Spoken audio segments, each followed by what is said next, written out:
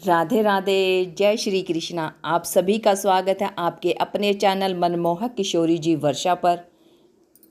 आप सभी को सावन महीने की बहुत बहुत शुभकामनाएं। ये तो हम सभी जानते हैं कि सावन का महीना बहुत ही पवित्र और शुभ महीना होता है, लेकिन शिव और सावन का क्या संबंध है?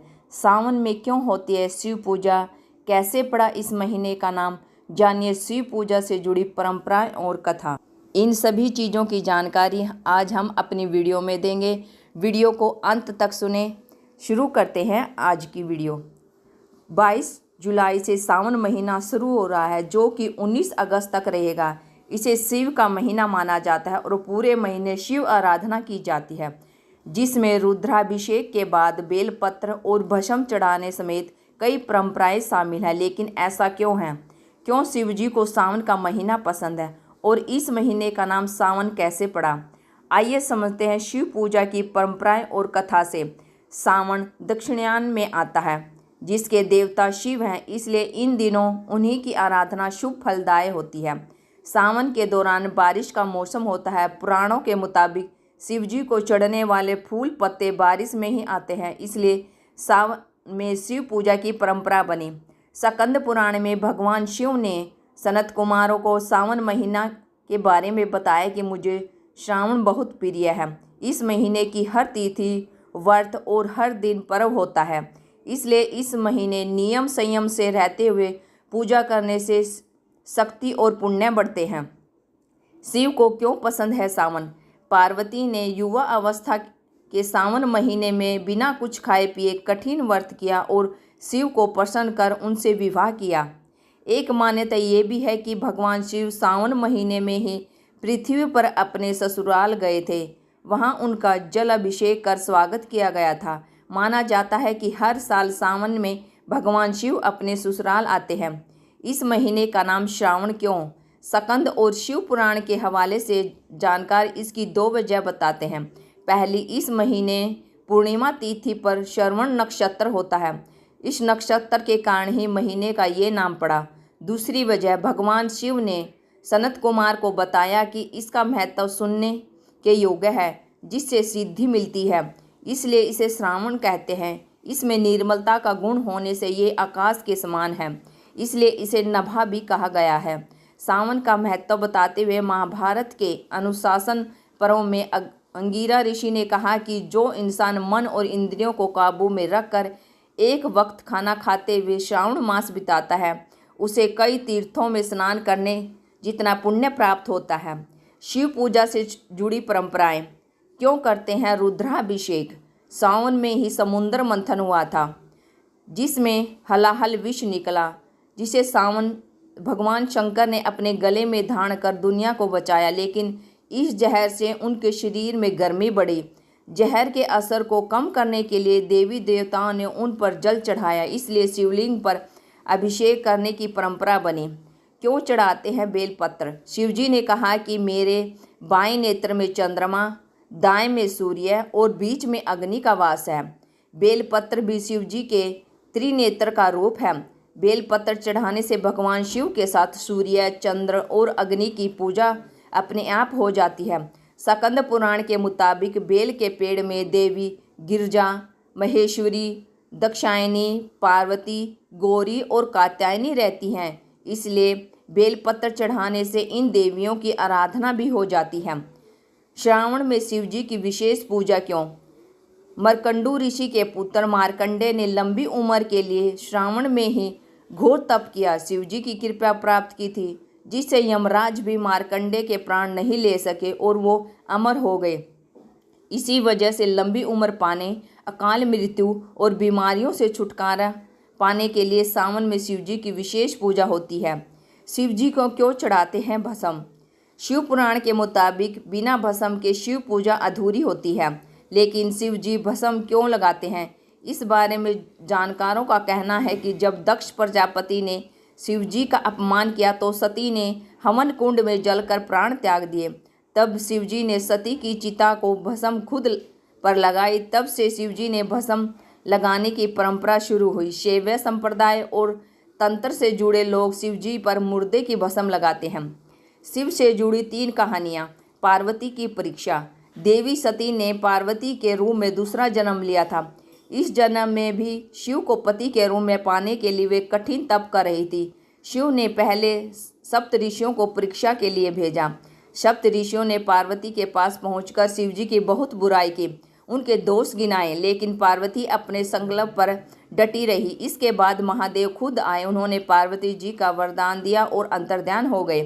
तभी एक बच्चे की आवाज़ सुनाई दी। पार्वती जहाँ तप कर रही थी उसी के पास मौजूद तालाब में मगरमच्छ ने एक बच्चे का पैर पकड़ रखा था।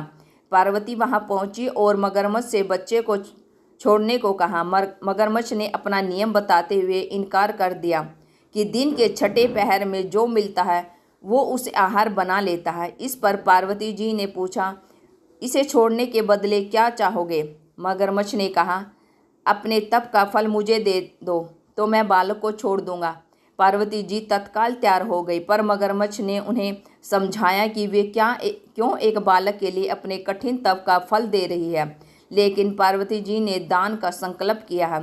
इसके ऐसा करते ही मगर का सिर चमकने लगा। अचानक बच्चा और मगरमच्छ दोनों गायब हो गए और उनकी जगह शिव प्रकट हुए। उन्होंने बताया कि वो परीक्षा ले रहे थे। चूँकि पार्वती जी ने अपने तप का फल शिव को ही दिया था, इसलिए उन्हें दोबारा तप करने की जरूरत नहीं है। कामदेव को भस्म किया। शिव को कामातक भी कहते हैं। इसके पीछे कथा है। तारकासुर ने ब्रह्मा जी से 2 वरदान पाए थे। पहला, तीनों लोकों में उनके समान ताकतवर कोई न हो, और दूसरा, शिव पुत्र ही उसे मार सके। तारकासुर जानता था कि देवी सती के देहांत के बाद शिव समाधि में जा चुके हैं, जिससे शिव पुत्र होना असंभव था। वरदान पाकर तारकासुर ने तीनों लोकों को जीत लिया था। उसके अत्याचार से परेशान होकर देवता ब्रह्मा जी के पास गए। उन्होंने देवताओं को वरदान के बारे में बताते हुए कहा कि केवल शिव पुत्र ही तारकासुर को मार सकता है, लेकिन शिव जी गहरी समाधि में हैं। हिमवान की पुत्री पार्वती से शिव के विवाह के लिए तप कर रही है, लेकिन वे पार्वती की तरफ देखना भी नहीं चाहते। अगर महादेव पार्वती से विवाह कर पुत्र उत्पन्न करे तभी इस दैत्य का वध संभव है। तब इंद्र ने कामदेव से कहा कि वे जाकर शिव जी के मन में देवी पार्वती के प्रति अनुराग जगाएं। कामदेव ने पुष्प बाण ध्यानमग्न शिव जी पर चला दिया। अचानक इस विधन से शिव जी बहुत गुस्सा हुए और उन्होंने तीसरे नेत्र से कामदेव को भस्म कर दिया। इस पर कामदेव की पत्नी रीति ने शिव जी से प्रार्थना की कि वे उसके पति का जीवन वापस लौटा दे। शिव ने शांत होकर कहा, कामदेव की देह नष्ट हुई है, लेकिन उनकी आंतरिक शक्ति नहीं। काम अब देह रहित होकर हर प्राणी के हृदय में रहेगा। वह कृष्णा अवतार के समय कृष्ण जी के पुत्र प्रद्युम्न के रूप में जन्म लेगा। तुम फिर उनकी पत्नी बनोगी। उस समय रति ने मायावती के रूप में जन्म लिया था। अशुभ से हुआ शुभ। नर्मदा नदी के किनारे धर्मपुर नाम का सुंदर नगर था, जिसमें विश्वानर नाम का ब्राह्मण अपनी पत्नी सुचिस्मति के साथ रहता था। दोनों शिव भक्त थे और उन्होंने पुत्र पाने के लिए उनसे वरदान मांगा कि समय भगवान शिव उनके पुत्र के रूप में जन्म ले। शिव के वरदान से उनके यहाँ एक पुत्र का जन्म हुआ, जिसका नाम गृहपति था। जब बालक 11 साल का था, तब देवर्षि नारद ने उनका हाथ देखकर भविष्यवाणी की कि साल भर के भीतर उनके साथ कुछ अशुभ होगा, जो आग से जुड़ा होगा। जब माँ बाप ये सुनकर दुखी हुए तो बेटे ने उन्हें सांत्वना देते हुए कहा कि वे दुखी न हो, क्योंकि वह भगवान को प्रसन्न कर लेगा, इससे अनिष्ट टल जाएगा। माता पिता से आज्ञा लेकर वह शिव के नगरी काशी पहुंचा। वहां उसने गंगा के मणिकर्णिका घाट पर स्नान किया और पूरे साल शिवलिंग की पूजा की। जब नारद मुनि द्वारा बताया अनिष्ट समय आया तो देवराज इंद्र ने प्रकट होकर उनसे वरदान मांगने को कहा। बालक ने वरदान लेने से मना किया और कहा वो केवल भगवान शिव से ही वर प्राप्त करेंगे। यह सुनकर इंद्र बहुत गुस्सा हुआ और उन्होंने इस बालक को सबक सिखाने के लिए वज्र उठा लिया। बालक ने भगवान शिव से रक्षा की याचना की। तभी शिव प्रकट होकर बोले, डरो मत, मैं तुम्हारी परीक्षा लेने के लिए इंद्र के वेश में आया था। मैं तुम्हें अग्निश्वर नाम देता हूँ। तुम अग्नेय दिशा दक्षिण पूर्व दिशा के रक्षक होगे। जो भी तुम्हारा भक्त होगा उसको अग्नि, बिजली या अकाल मृत्यु का डर नहीं होगा। अग्नि को शिव का एक रूप कहते हैं, वो शिव का तीसरा नेत्र भी है। ये सभी जानकारियाँ हमने शिव पुराण, स्कंद पुराण और महाभारत से ली है। हमें उम्मीद है आपको आज की वीडियो बहुत ज़्यादा पसंद आई होगी। अगर पसंद आई है तो वीडियो को लाइक करें, शेयर करें और चैनल को सब्सक्राइब जरूर कर लें। Thank you for watching my video. जय हिंद, जय भारत, जय श्री कृष्ण।